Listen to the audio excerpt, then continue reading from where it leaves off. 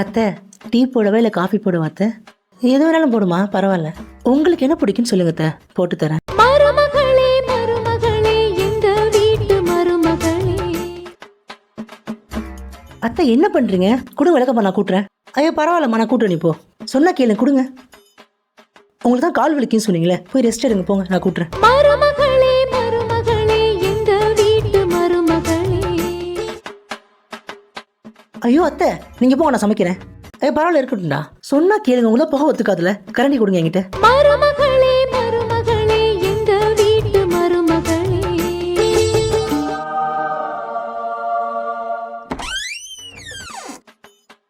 ஏமா கீதா, இந்த tea copy ஏதாச்சும்? என்னது?